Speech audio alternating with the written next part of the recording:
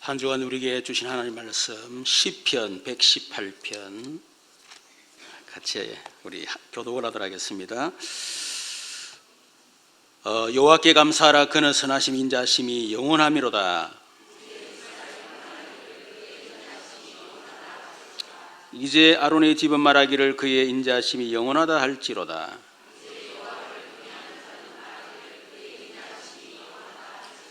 내가 고통 중에 여호와께 부르짖었더니 여호와께서 응답하시고 나를 넓은 곳에 세우시도다.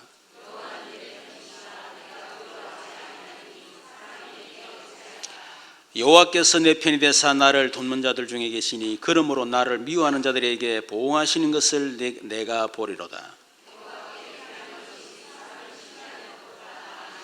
여호와께 피하는 것이 고관들을 신뢰하는 것보다 낫도다.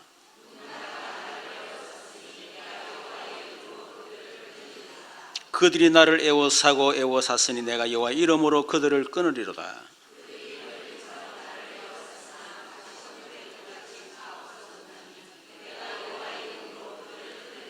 너는 나를 밀쳐 넘어뜨리게 하였으나 여호와께서는 나를 도우셔도다.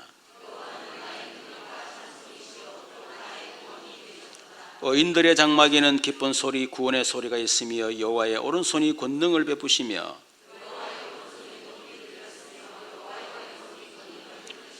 내가 죽지 않고 살아서 여호와께서 하신 일을 선포하리로다.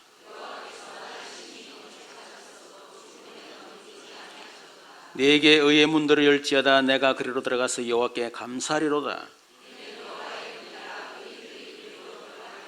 주께서 내게 응답하시고 나의 구원이 되셨으니 내가 주께 감사하리로다. 이는 여호와께서 행하신 것이요 우리 눈에 기이한 바로다.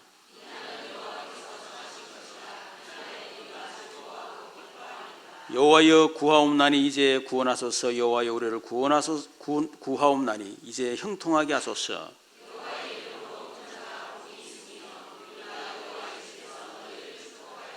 여호와는 하나님이시라. 그가 우리에게 빛을 비추셨으니 밧줄로 절기 제물을 제단불에 맬지어다.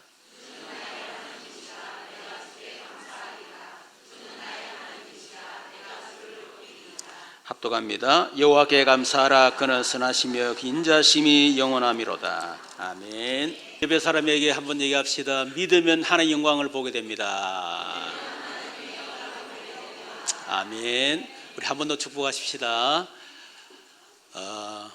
당신은 날마다 그리스도를 누릴 절대제자입니다. 당신은 날마다 그리스도 안에 있는 절대 응답을 받을 사람입니다. 당신은 날마다 현장을 살릴 절대 사명자입니다. 아멘. 분명히 저와 여러분은 구원을 받았는데 또 사실상 그리스도께서 모든 문제를 해결했다 하셨는데 현실은 그렇지 않죠. 또 하나님이 지금 나와 분명히 함께 하신다는데 내 환경은 너무너무 어렵다 하는 겁니다. 이번 주 보니까 창원 진해의 이 원룸에서 지역이 다른 20대 30대 남자 4명이 집단 자살을 했어요.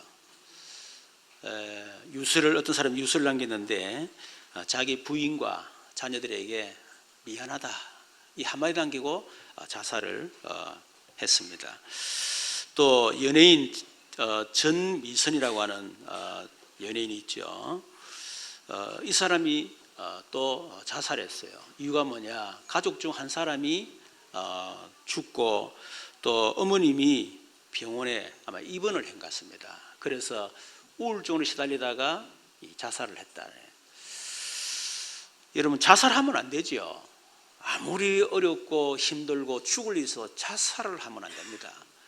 그래서 자살 반대로 하게 되면 살자. 자살 하다 보면 살자. 예, 죽을 힘이 있으면 그 힘 가지고 살면 돼요. 그러나 자살하면 안 되지만은 얼마나 힘들었으면 자살을 할 수밖에 없었을까 그런 생각이 듭니다. 왜 사람이 자살할까요? 희망이 끊어질 때. 한 줄기의 빛이라도 있으면 그 빛을 보고 살아갈 힘이 생기는데 한 줄기 빛이 안 보이는 거예요. 미래가 안 보인단 말이에요. 절망적이단 말이에요. 그러니 결국은 선택은 자살일 수밖에 없는 거겠죠. 저도 97년도에 분명히 복음을 받고 또 복음을 전도자인데도 불구하고 저에게 문제가 왔을 때 진짜 한 줄기 빛이 안 보이는 거 있죠. 내가 평생 내가 이렇게 살아야 된다 생각하니까 희망이 안 보이는 거예요. 뭐 한 1년, 2년 정도 막 그 정도 살면 끝까지 참겠는데 죽을 때까지 그래 살아야 된다 생각하니까 이거는 살 힘이 전혀 없는 거죠. 그냥 아마 인생 끝내면 좋겠다. 이 생각밖에 제가 안 들더라고.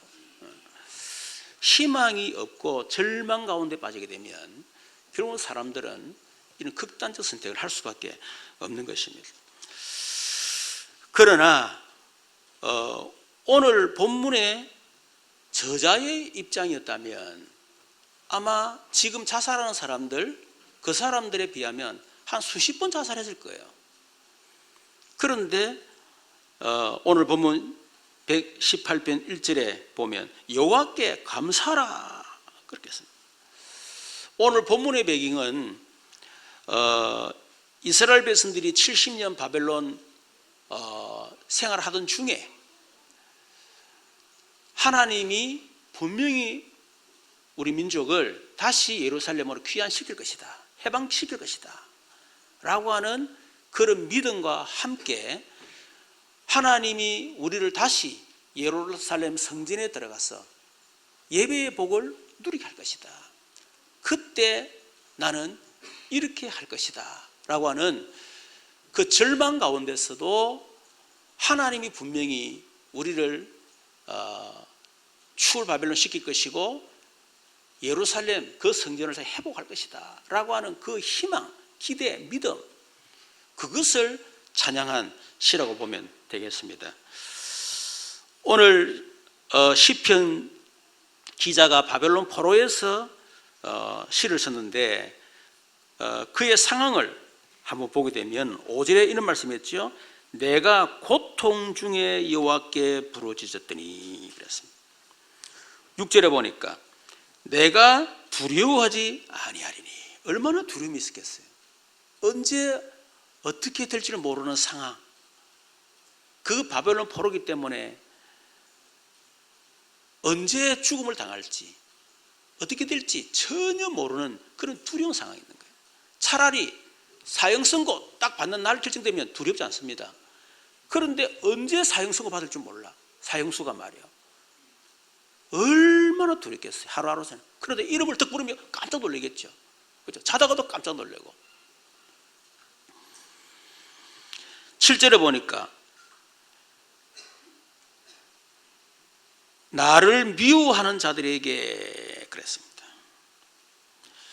10절에 보니까 문나라가 나를 애워쌌으니 그랬지. 또 11절에도 그들이 나를 애워싸고 애워쌌으니 도망갈 수 없는 상황이란 말이에요. 12절에 보니까 그들이 나를 벌들처럼 나를 애워쌌으나 막 벌떼같이 나를 확 애워싸고 막. 그리고 13절에 보니까 너는 나를 밀쳐 넘어뜨리라 하였으나, 자, 이런 표현들을 하고 있습니다. 여러분, 이런 상황 속에서 시편 기자는 오늘 1절에 4절에 보면 여호와께 감사하라 그렇게 말하고 있습니다. 2절에 보니까 이제 이스라엘은 말하기를, 그의 이스라엘은 말하기를, 또 3절에 아론의 집은, 4절은 여호와를 경외하는 자는 그랬습니다. 하나님 앞에 감사하라 그렇게 했습니다. 여러분, 진짜 문제가 뭐겠습니까? 이스라엘 백성들이 유월절 피 바른 날 430년 애굽의 노예에서 해방됐습니다. 그래서 출애굽했고 가나안 들어갔습니다. 그런데 실상 그들은 여전히 노예 생활을 했다는 사실을 기억해야 됩니다. 유대인들이 이사야 7장 14절 임마누엘 언약을 회복하는 날 70년 바벨론 포로에서 해방됐습니다. 그런데 실상은 현실은 여전히 포로 생활했다니까요. 초대교회 성도들이 복음을 회복하는 날 250 로마 속국에서 해방됐습니다. 분명히. 그런데 현실은 여전히 속국 생활하고 있는 거예요. 여러분, 성도들이 복음 받고 구원받았습니다. 그러나 현실은 지금 사단의 노예로, 사단의 포로로, 사단의 속국으로 여전히 지금 살아가고 있는 거예요. 그렇죠. 지금 어렵다 안 어렵다 그게 문제가 아닙니다.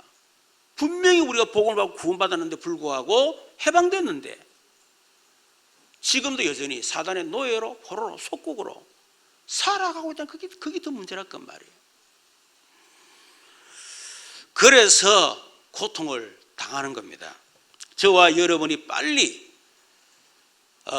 사단의 노예에서, 포로의 속국에서 진짜 해방되는 그런 축복이 있기를 주님으로 축원합니다.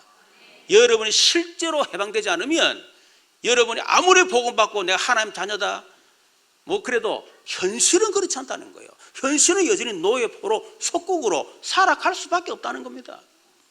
여러분, 그 생활이 얼마나 힘들겠어요. 그래서 말 안 합니까? 분명히 나는 예수 왜 그렇습니까? 아직 못 벗어났기 때문에. 목사님 왜 나 어렵습니까? 못 벗어났기 때문에.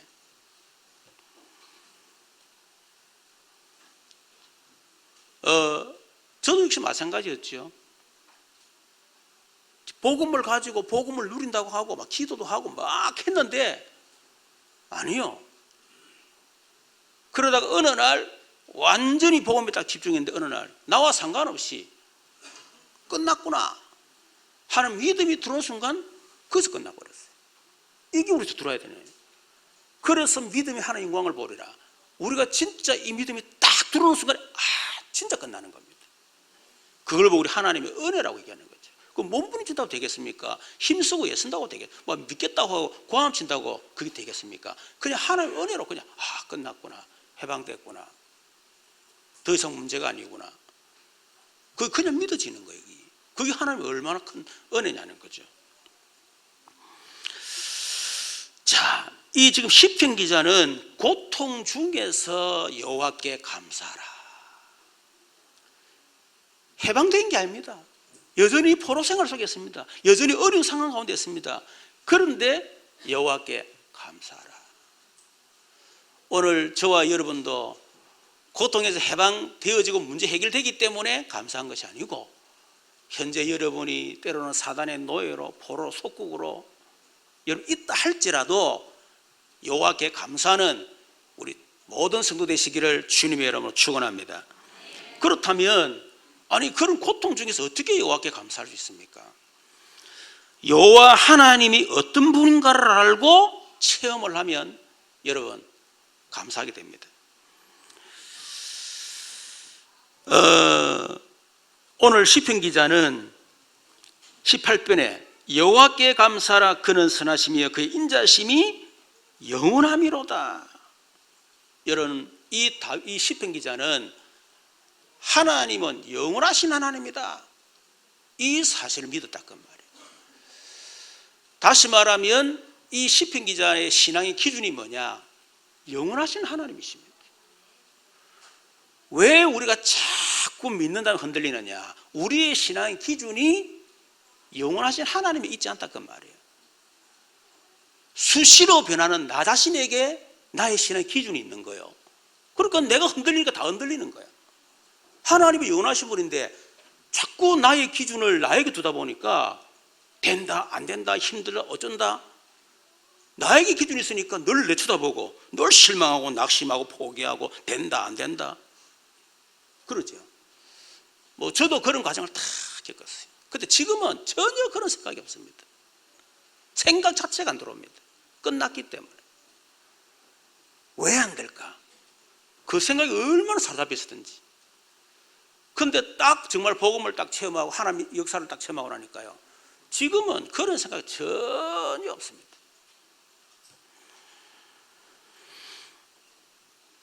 왜 자꾸 흔들립니까? 수시로 변하는 환경, 수시로 변하는 문제, 그게 나의 신의 기준이라. 그러니까 뭔가 환경이 바뀌고 좀 문제 해결되는 것처럼 볼 때는 막 할렐루야, 놀렐루야 막 이래서, 그러다 또 환경이 어렵고 문제도 닥치면 또만 낙심해서 하나님 와 이래 샀습니까? 하면서 입장 바꿔놓고 생각해 보이소라면서. 하나님은 영원하신 분인데, 영원하신 하나님 나의 기준 돼야 되는데 자꾸 수시로 흔들리는 나, 환경, 문제, 세상, 이 때문에 같이 흔들리는 거예요. 여러분, 배를 타고 가면 아무리 흔들리지 않고 싶어도 배가 흔들리면요, 나도 같이 흔들리는 거예요. 이렇게. 그렇잖아요.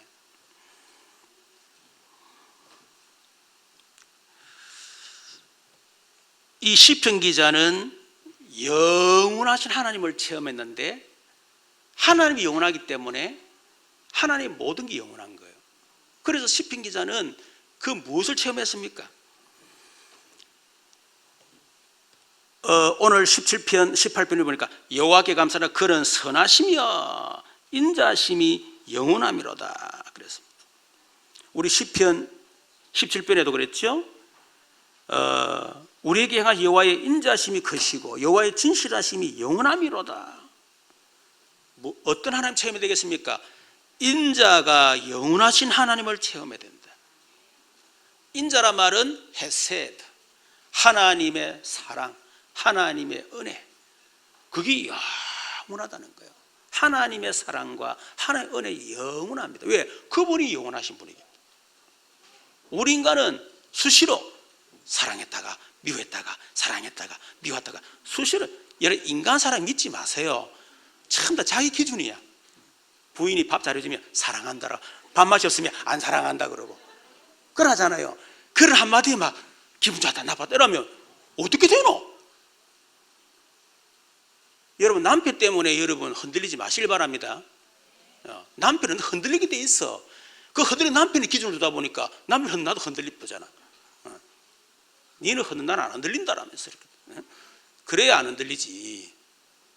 니 내 사랑하는데 괜찮다, 얼마든지 하나님 나를 사랑한다라면서 그래야 안 흔들리지. 오직만 남편이 나를 사랑해 주면 다 끝난 것처럼 막 남편 바라보기만. 여러분, 바라볼 것 하나도 없어요. 뭐 바라볼 게 있습니까? 그냥 같이 사명 가지고 사는 거지. 그냥 사명 가지고 지금은.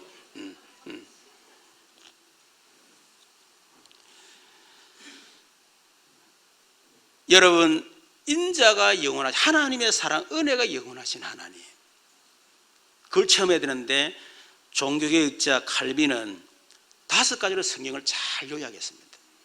첫 번째 뭡니까? 인간의 전적 부패, 전적 타락, 전적 문화.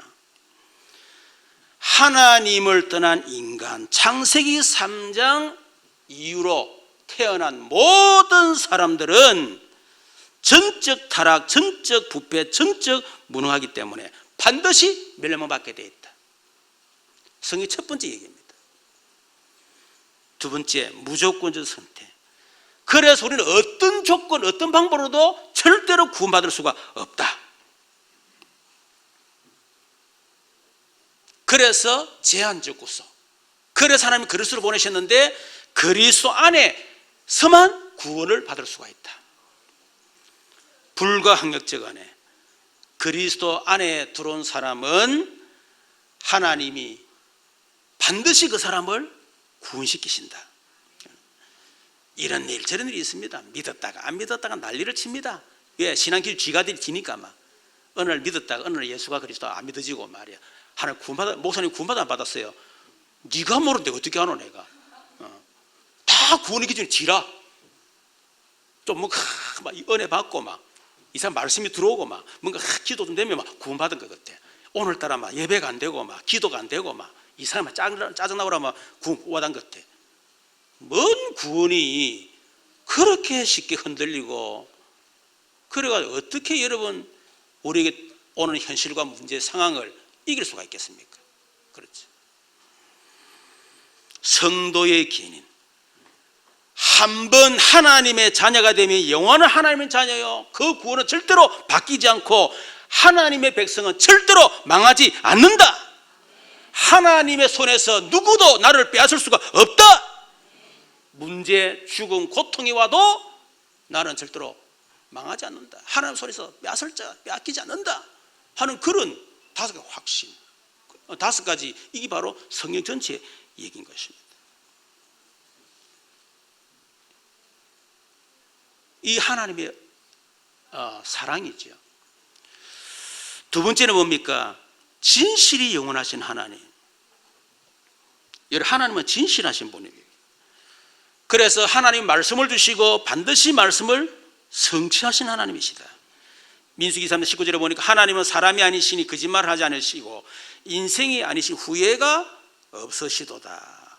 어찌 그 말씀하신 바를 행하지 않으시며 하신 말씀을 실행하지 않으시랴. 반드시. 마태복음 5장 18절 진실로 너에게 이르노니 천지가 없어지기 전에는 율법의 1.1핵이라도 없어지지 아니하고 다 이루리라. 그래서 빌립보서 6절에 보니까 너희 안에서 그래서 하나님은 나, 문제, 상황과 전혀 상관없이 하나님의 말씀을 반드시 성취하시는 사실을 믿으셔야 됩니다. 빌립보서 6절에 보니까 너희 안에서 착한 일을 시작하시니가 그리스도 예수의 날까지 이루실 줄 우리가 확신한다. 여러분, 하나님은 수시로 변하는 나, 상황, 사건, 문제, 여러분 그것을 통해서 하나님이 말씀을 성취해 나간다는 거예요. 여러분이 절대로 안 흔들리고 어림없고 문제가 없고 그래서 말씀 성취하는 게 아니고 막 나는 흔들립니다. 막 흔들리는데 그 흔들리는 걸 이용해서 말씀이 딱 성취되는 거예요. 그렇죠. 여러분 환경과 상황과 문제, 그걸 통해서 하나님은 말씀을 성취해 나가는 거예요. 이걸 아는 사람은 문제 해결할 때 기도 안 하지요. 상황 바뀌어도 기도하지 않죠. 바뀌면 뭐 할 겁니까? 그렇죠. 또 내 자신이 바뀌어야 된다. 물론 맞습니다. 어떻게 바뀝니까? 60년 살아온 인생을 어떻게 쉽게 바꾸겠어요? 하나님 비록 나는 넘어지고 스스로 자빠지고 난리를 치지만 그러나 하나님은 그래도 하나님 말씀을 성취하실 줄로 믿습니다. 우리가 그 믿음으로 우리가 나가야 되는데 자꾸 말이요 수시로 흔들리는 나 여기에만 기준 맞춰가지고 되니 안 되니 지나가 보니까 아무 상관없어요. 그래서 저는 집중신앙 가서 강의할 때 그럽니다. 나는 늘 흔들리고 늘 갈등하고 늘 내 자신의 틀에 묶여가지고 헤매사고 말이에요. 낙심하고 막 그밖에 한 게 없다 막 자랑할 게 하나도 없다. 근데 하나님이 그걸 깨뜨려가면서 부숴가면서 한계 속에 몰아넣어가지고 절대 불가능 속에 절대 무능 속에 집어넣어가지고 주님을 바라보지 않으면 안 되도록 만들어가지고 하나님 결국 바꾸고 그래 오시더라 말이에요.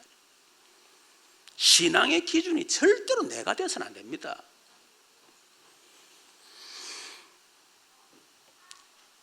그래서 수시로 변하는 허상에 속지 말고 영원하신 하나님의 말씀을 붙잡으시기를 주님으로 축원합니다. 이사야 43장 8절에 보니까 푸른 마르고 꽃은 시드나 우리 하나님 말씀은 영원히 서리라. 여호수아 1장 7, 8절에 말합니다. 모세가 죽고 지금 두려움에 떨고 있는 그 이스라엘 백성들, 특히 지도자 여호수아에게 하나님이 말씀하셨어요. 오직 강하고 극히 담대하여 나의 종 모세가 네게 명령한 그 율법을 다 지켜 행하고 좌로나 우로나 치우치지 말라. 그리하면 어디로 가든지 형통하리니 이 율법책을 네 입에서 떠나지 말게 하며 주야로 그것을 묵상하며 그 안에 기록된 대로 다 지켜 행하라. 그리하면 네 길이 평탄하게 될 것이며 네가 형통하리라. 흔들리는 그런 상황을 보고 속지 말고 반드시 성대 하나님의 언약 붙잡고 가면 하나님이 네 길을 형통케 하시고 너를 축복하실 것이다. 그런 말씀이었습니다. 세 번째는 선하심이 영원하신 하나님을 알고 체험해야 되겠죠. 오늘 본문에 그랬습니다. 그는 선하심이야. 로마서 8장 28절 우리가 알거니와 하나님을 사랑하는 자 곧 그의 뜻대로 부르심을 입은 자들에게는 모든 것이 합력하여 선을 이루시느니라. 하나님은 영원히 선하신 분입니다. 악했다가 선했다가 그게 아니고 영원히 선하신 분입니다. 그렇기 때문에 하나님이 하시는 모든 것은 선입니다. 우리가 볼 때는 문제고, 우리가 볼 때는 위기고, 우리가 볼 때는 갈등이고, 우리가 볼 때는 끝인 것 같고, 그거는 내 기준이요, 내 착각이요. 그렇죠. 그 속에 하나님의 선하신 계획이 있다. 그 사실을 반드시 믿어야 됩니다. 여러분, 하나님의 선하신 계획이 뭡니까? 흔들리는 나, 문제 속에 있는 나, 상황에 흔들리는 나, 한계 속에 빠지는 나, 절대 불가능 속에 있는 나, 여러분, 그것을 통해서 하나님은 끊임없이 나를 복음을 알도록 계속 복음의 여정소를 인도하시는 거예요. 그래 놓고 하는데 하나님이 나를 어떻게 해요? 그 모든 걸 통해서 나의 과거, 현재 모든 사건을 통해서 하나님 나를 전도자로 딱 세워나가는 그런 하나님의 계획이 그 속에 있다니까. 그러니까 이거를 우리가 알고 반드시 체험해야 된다. 흔들리는 허상에 속지 말고 영원하신 하나님.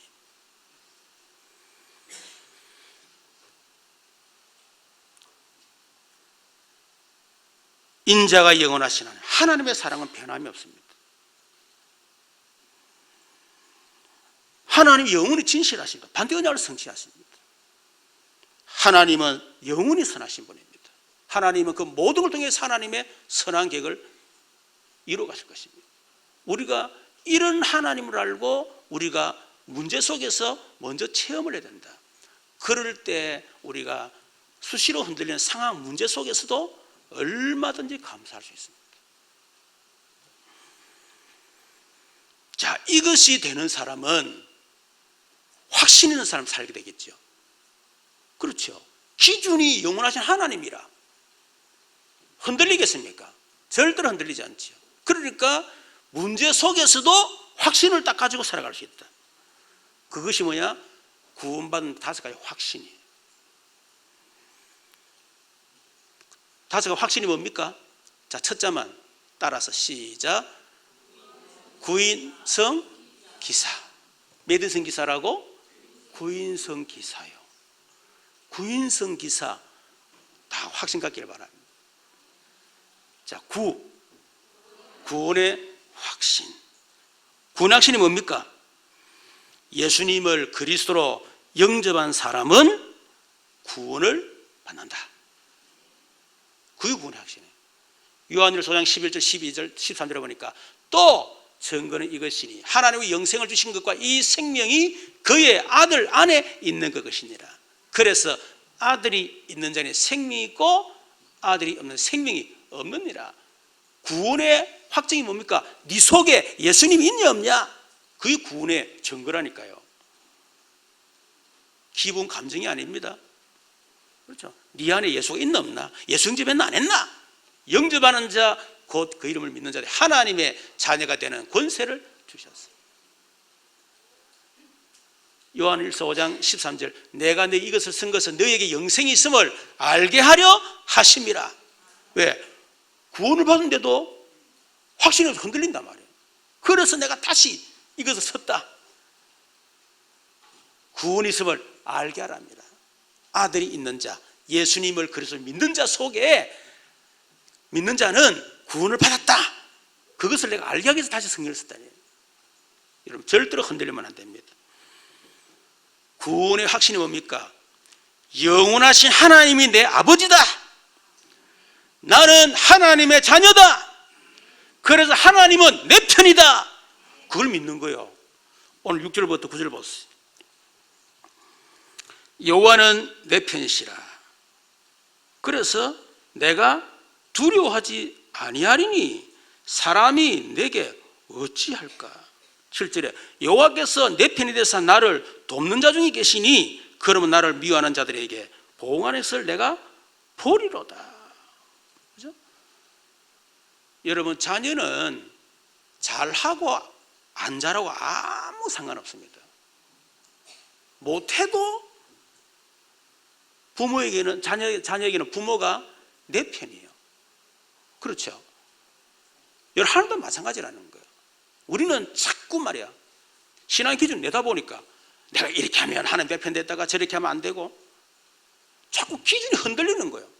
하나님, 내가 이렇게 저렇게 하던 하나님은 내 아버지고 변함이 없고 난 하나님 자녀고, 그래서 하나님 내가 좀 이상한 짓을 하고 모질한 짓을 해도 하나님 끝까지 내 편이 되셔서 나를 도와주실 줄로 믿습니다.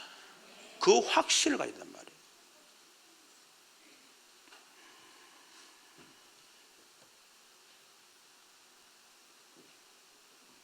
그런 얘기 안 합니까? 이 며느리가 오면요, 설거지해라 뭐해라 말을, 자기 딸이 오면 뭐랍니까? 쉬어라 그럽니다. 그리고 자기가 시어머니 될 때는 며느리 보고 저 며느리 말이 저 뭐 어떻고 저쩌고 말이 하거든. 근데 딸이 와가지고 우리 시어머니가 뭐 어떻고 저쩌고 하면 진짜 너 그 시어머니 네 모르네, 니 얼마나 착한데 라면서. 착하게 뭘 착해, 안 착한데. 예. 완전히 어떻게 보면 부모는 맛이 간 사람들이요. 맛이 갔어. 그래서 어릴 때 우리 이래가 자전거를 탁 세발 자전거 타는데요, 이 잘 못하다가 한 바퀴 딱 돌리는 거야. 얼마나 기쁘든지. 우와! 나 천재인 줄 알았어. 세발 자전거 한 바퀴 팍 돌리는데. 이야,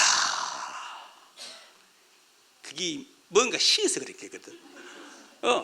어쩔 수 없는 거요. 왜? 자녀는 내 편이니까.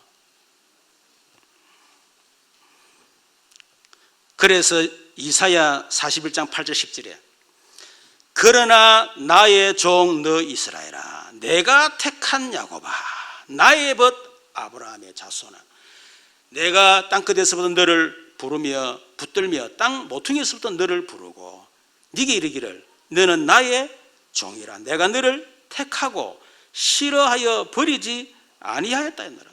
두려워하지 말라, 내가 너와 함께함이니라. 놀라지 말라, 나는 내 하나님이 됨이니라. 내가 너를 굳세게 하리라. 참으로 너를 도와주리라. 참으로 나의 오른손으로 너를 붙들리라. 스바냐 3장 17절에 너희 하나님 여호와가 너희 가운데 계시니 그는 구원을 베푸실 전능자이시라. 그가 너로 말미암아 기쁨을 이기지 못하시며 너를 잠잠히 사랑하시며 너로 말미암아 즐거이 부르며 기뻐하시리라. 너로 말미암아 기쁨을 이기지 못하며, 이 말은 여러분 어떻게 읽어야 되겠습니까? 그가 너로의 기쁨을 어떻게 해요? 이기지 못한단 말이에요. 하나님 너무 기뻐가지고. 그래서 사실은 자녀를 키울 때는 부모가 부모의 어떤 훈련을 못 받고 그냥 무턱대고 애 낳았잖아요. 그러니까 자녀를 키우는 맛을 잘 모르고 이렇게 그러다가 우리 애가 탁 시집가 손주를 낳잖아. 얘는 그때 그 기분 말로 표현을 못 한대. 안 오면 안 오나 빨리 와라. 이리 오면 막 좋아가지고 아무것도 안 보인대. 그러다가 탁 가잖아. 가면 속이 시원하다 그러더라고.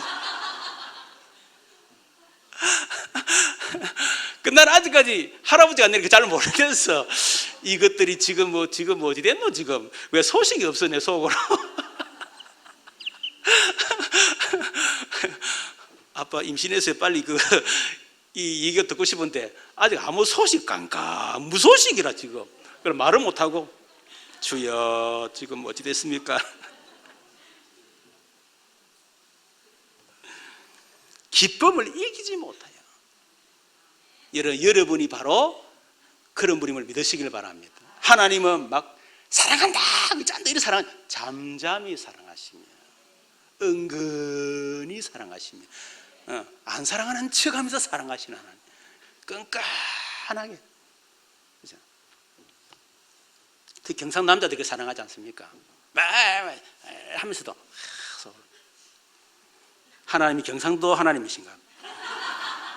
로마서 8장 39절에 보니까 그러나 이 모든 일에 이런저런 일이 막 일어납니다. 그러나 이 모든 일에 우리를 사랑하시는 말미암아 우리가 넉넉히 이기느니라.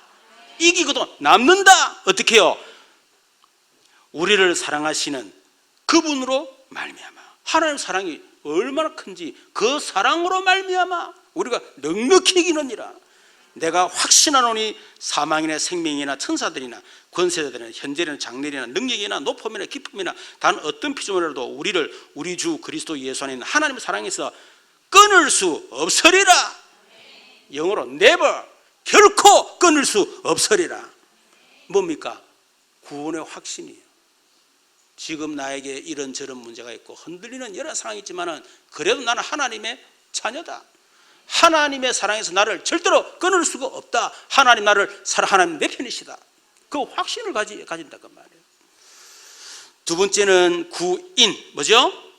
인도의 확신. 오늘 17절에 보니까 내가 죽지 않고 살아서 여호와께서 하신 일을 선포하리로다. 여러분, 구원받은 하나님 자녀를 하나님 끝까지 인도하십니다. 요한복음 14장 16절 18절에 보니까 또 다른 보혜사를 너희에게 주사 영원토록 함께 하겠다. 내가 너희와 함께 거하겠고 너희 속에 계실 것이다. 그러면서 그와 같이 어떻게 버려두지 아니하고 너희에게로 오리라. 너희들은 고아가 아니다.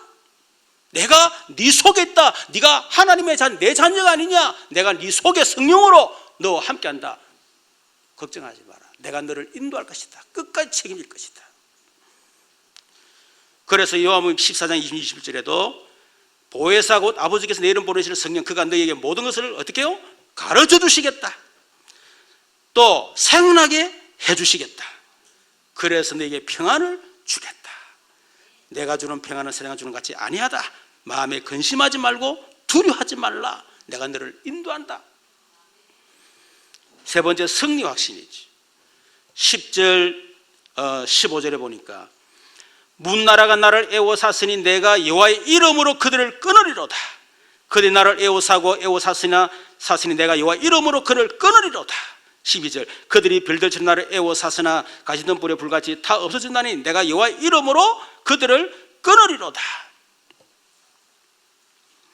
14절에도 여호와는 나의 능력과 찬송이시며 나의 구원이 되셨도다. 15절에 13절에 너는 나를 밀쳐 넘어뜨리라 했으나 여호와께서 나를 도우셨도다.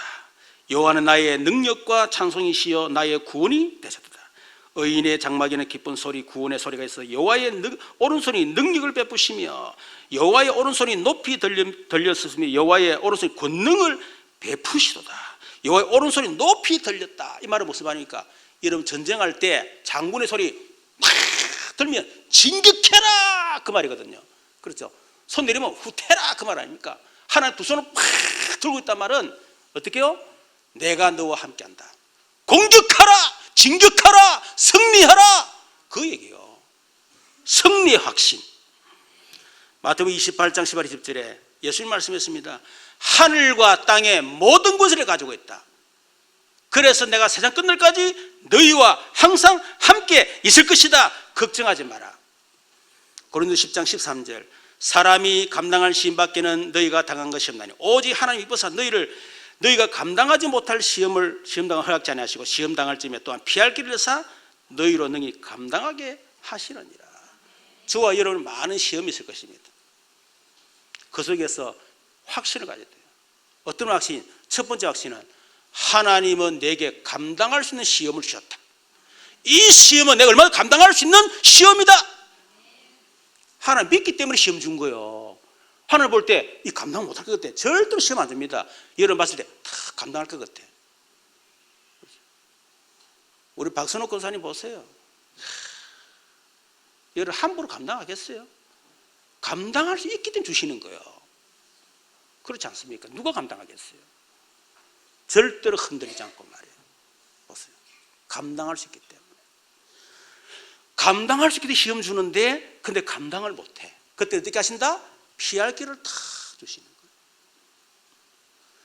근데 피할 길도 없다. 그때 어떻게 하신다? 감당하게 하시니라. 감당할 수 있는 힘을 주신다 그 말이에요.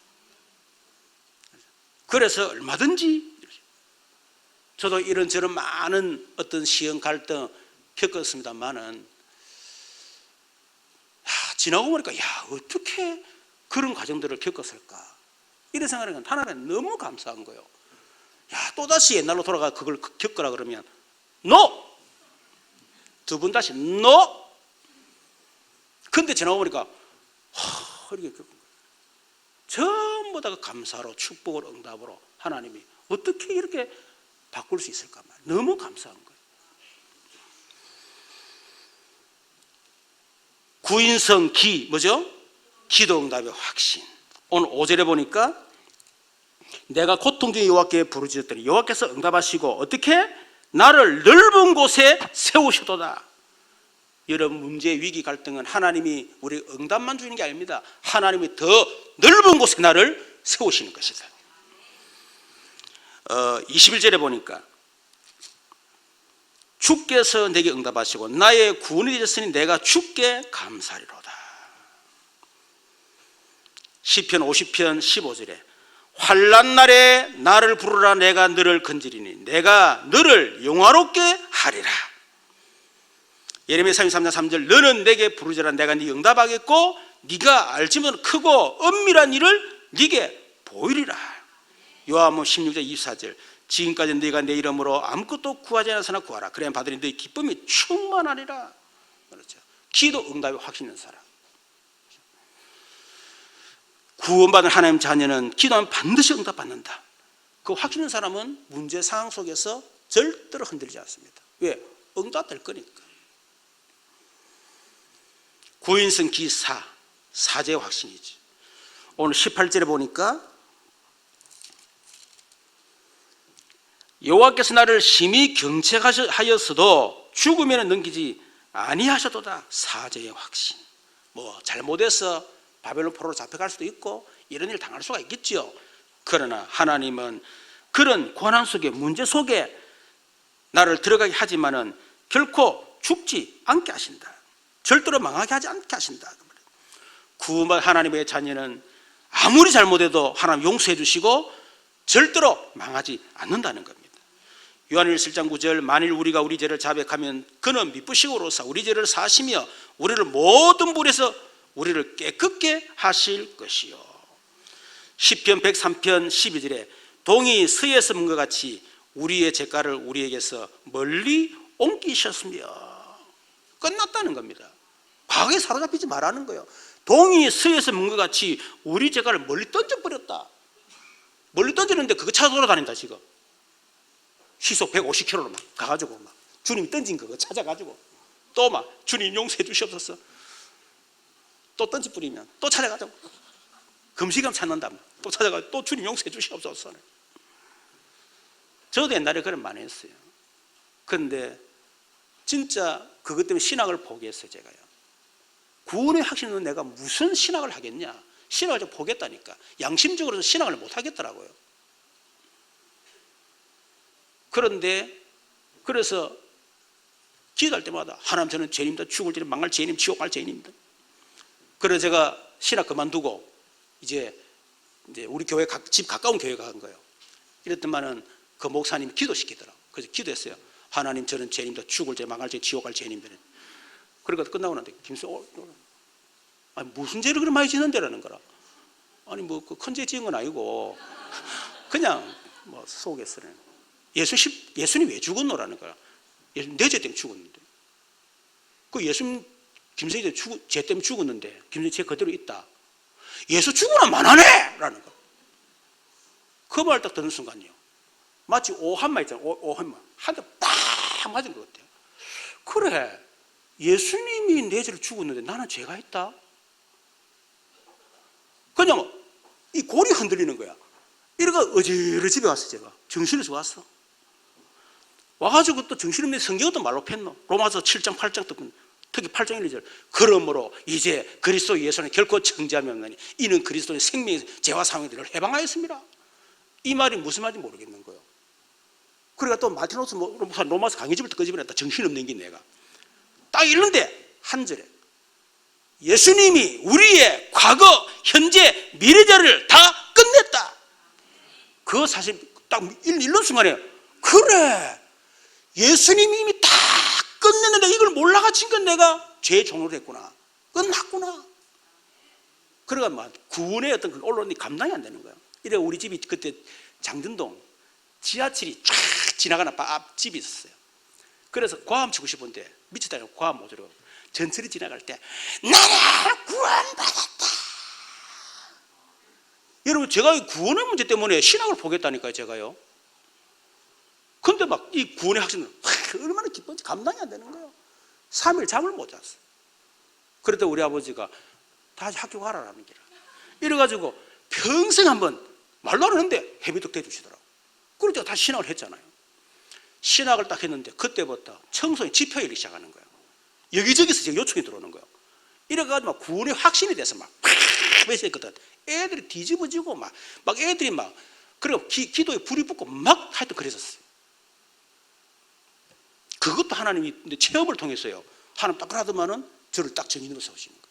하나도 버릴 거 없어. 구원의 확신을 얻는 사람들 막 흔들리기를 바랍니다. 갈등하고 흔들리고 막 하세요. 그러다 오늘 딱 체험하잖아요. 말씀이 딱 들어오잖아요.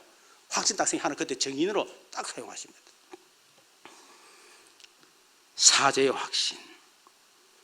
이 다들 확신이 있는 사람은 절대로 흔들리지 않습니다. 여러분, 확신 있는 그런 우리 성도 되시길 주님 축원합니다. 자, 그래서 영원하신 하나님을 알고 확신 있는 사람들의 사람의 삶의 결단입니다. 오늘 17절 보니까 그들이 별들처럼 나를 애워사서나 17절에 내가 죽지 않고 살아서 여호와께서 하신 일을 선포하리라. 뭡니까? 정인의 삶. 내가 죽지 않고 절대로 이 어려움과 문제 속에 내가 낙심 포기하지 않고 반드시 내가 여호와의 이름으로 내가 말씀으로 내가 일어나 승리해서 반드시 내가 나에게 하신 하나님의 일을 선포할 것이다. 정인. 저번 주일 참사랑교회 이렇게 가는데 제가 택시를 탔어요. 택시 타기 전에 제가 기도하고 탔습니다. 내가 그랬습니다. 사장님, 하나님이 당신을 향한 계획이 있다는 걸 아십니까? 그러니까 모르는데요. 하나님은 우리 사장님을 너무너무 사랑하십니다. 사장님 지금까지 사시면서 오직 돈 성공을 살지 않았습니까? 그런데 어느 나도 무너지고 돈도 성공도 다 무너지지 않습니까? 그런데 지금 여전히 그 올무에 묶여 살지 않습니까? 그게 바로 사단의 올무입니다. 사단이 영원히 벗어나지 못합니다. 그러다 보니까 사단의 함정에 빠질 수밖에 없겠죠. 그리고 사단의 운명이라는 그 틀 속에 딱 갇혀 살다가 운명대로 가게 되어 있습니다. 그러면 왜 우리 인간이 그런 사단의 틀과 함정과 운명 속에서 앞에 살아갈 수밖에 없나요? 원래 하나님은 그렇게 창조 안 했습니다. 그걸 쫙 얘기했어요. 인간이 하나님과 살아야 되는데 인간 하나님을 떠나는 순간에 사단이 잡혀가지고 그래서 그렇게 살 수밖에 없는 인생이 됐대요. 그런데 하나님은 우리 인간이 그렇게 살도록 하지 않고 우리를 너무 사랑하신 하나님이 그리스도를 보내셨다. 그래서 그리스도 얘기했어요. 그분이 예수님이다. 예수님은 당신을 위해서 십자가에 죽으시고 당신을 구원하셨다. 오늘 예수님을 구주로 믿어 구원받는다. 그리고 하나님의 구원받으면 하나님 당신 놀라운 결과 계십니다. 저는 이 무속인 자녀였고 꿈도 희망도 없던 사람이었다. 그런데 어느 날 제가 중학교 3학년 때 예수 믿게 됐고 그때부터 하나님이 저를 인도하셨는데 제가 지금 목사가 되고 전국 전 세계로 다니면서 복음 전하는 증인이 됐다. 나는 내 나에 대한 계획을 몰랐다. 그런데 지나고 보니까 하나님의 계획이 너무 놀랍다는 걸 제가 발견해요. 오늘 사장님이 예수를 믿으면 구원받고 사장님의 인생에 하나님의 계획이 시작될 것이다. 이렇게 이분 하는 말이에요. 목사님, 목사님 말씀 귀에 쏙쏙쏙쏙 들어온다는 거예요. 여러분, 정인이 어렵습니까? 전도가 그렇게 어렵습니까? 여러분의 인생을 하나님 하신 일이 그렇게 없습니까? 저는 내가 흔들렸던 것이 저는 그게 증거예요. 제게 나는 그렇게 흔들렸는데 영원하신 하나님이 저를 다 붙여줬고 늘 확신에 흔들리고 낙심하고 늘 갈등, 늘 열등과 비교시 그 사람이 나에게 하나님은 끝까지 나와 다 함께 하셨어요. 저를 결국은 나를 정인으로 주로 그게 제가 증거거든요. 정인의 삶을 살게 됐습니다. 19절 21절에 예배의 복을 누리게 되겠죠. 바벨론 포로에 돌아와서 성전에 들어가서 하나님께 예배 드리는 그 장면을 생각하면서 시편 기자는 시를 썼습니다. 특히 21절에 이런 말씀이 있죠. 이 날은 여호와께서 행하신 일이라. 이 날은 우리가 즐거워하고 기뻐하리로다. 21절에 보니까 주께서 내게 응답하시고 나의 구원이 되시었으니 내가 주께 감사드립니다. 여러분, 예배 축복이 뭡니까? 여러분, 예배 드리러 올 때마다, 여러분이 여호와의 문으로 성전으로 들어올 때마다, 예배 드리러 올 때마다 뭐요? 내게 응답하신 하나님, 나의 구원이 되시는 하나님, 그 하나님 앞에 내가 감사하리로다. 그 구원의 감사, 감격을 가지고 날마다 들어와야 되는 거예요. 그게 예배 승리입니다, 여러분. 문제 속에 사로잡혀서 갈등 사는 데가 되니 안 되니 죽느니 사느니 어쩌니 막 그 사로잡혀 교회 떡 오니까 무슨 예배가 여러분 거 돼요? 그렇잖아요. 여러분, 예배 축복 받으시길 주님 축원합니다. 22절 29절에 보니까 날마다 복음을 회복하고 누리는 삶, 다시 복음에 집중하는 삶을 살 수밖에 없지. 22절 23절에 보니까 건축자가 버린 돌이 되어 진 모퉁이의 머릿돌이 되었나니 이는 여호와께 행하신 일이요 우리 눈에 기이하도다. 건축에 버린 돌, 아무 서잘데기 없는 그 돌이 진 모퉁이의 아주 귀중한 머릿돌이 되었다. 그래서 여호와께 행하신 것이 우리 눈에 기이하도다. 마태복음 21장 42절에 예수님이 집중 말씀해, 너희가 성경에 건축자들이 버린 돌이 모퉁이의 머릿돌이 되었나니 이것은 주로 말미암아 된 것이었는데 우리 눈에 기이하다면 이걸 보죠. 바로 그 머릿돌이 바로 나다. 버린 돌, 가치 없는 돌, 그러나 머릿돌 바로 내가 바로 그리스도다. 사람들은 나를 무시하고 나를 거부하고 그렇게 했지만 그러나 내가 바로 그리스도다. 그 얘기를 한 거예요. 그래서 24절에 이 날은 여호와께 정하신 것이 이 날에 우리가 즐거워하고 기뻐하리로다. 요한복음 19절 30절 다 이루었다. 하나님 약속한 그 메시아 그리스도, 그 정한 날에 그리스도로 오셔서 예수 갈보리 십자가에서 다 이루었다, 다 끝냈다. 그래서 믿으면 하나님의 영광을 보리라. 여러분, 나 문제 상황에 집중하지 말고 오직 그리스도에 집중하시기를 주님 축원합니다. 여러분, 자신과 문제 상황에 집중하면 결국 사단한테 계속 잡히게 돼 있어요. 속게 돼 있어요. 결론입니다. 지금 현재 고통 속에 있습니까? 그 고통은 새롭게 시작하라는 하나님의 사인입니다. 경제가 어렵습니까? 밑바닥 시작하세요. 허황된 생각하지 말고. 여러분, 경제관리 잘못했잖아요. 엉망으로 살았잖아요. 그거 여러분 다시 시작하려면 평생 여러분 경제 저주, 경제 문제에 빠져서 여러분 고통 속에 살아가야 될 겁니다. 없으면 먹지 말고 어디 전략하고 아끼고 말이에요. 다시 시작하셔야 돼요. 건강이 안 좋은 분들 다시 하셔야 돼요. 무작정으로 살아왔잖아. 무작정으로 먹고. 우리 다 마찬가지지만 삶의 규모 다 깨졌잖아요. 새롭게 시작하셔야 돼요. 어떻게 새로 시작합니까? 옛 틀을 벗어버리라. 틀린 각인, 다른 뿌리 망할 체질 완전히 바꿔야 된다. 사단의 올무 함정틀 완전히 벗어버려야 된다. 그리고 새 틀을 갖추어라. 어떻게 해요? 복음의 흐름 속으로, 말씀의 흐름 속으로, 전도의 흐름 속으로 계속 들어가면 어느 날 새 틀로 딱 바뀌게 됐습니다. 그러면 여러분의 과거의 모든 지금 현재 문제가 전부 다 하나의 영광을 나타내는 그런 응답이 올 줄로 믿습니다. 우리 말씀에 같이 한번 기도하도록 하십시다.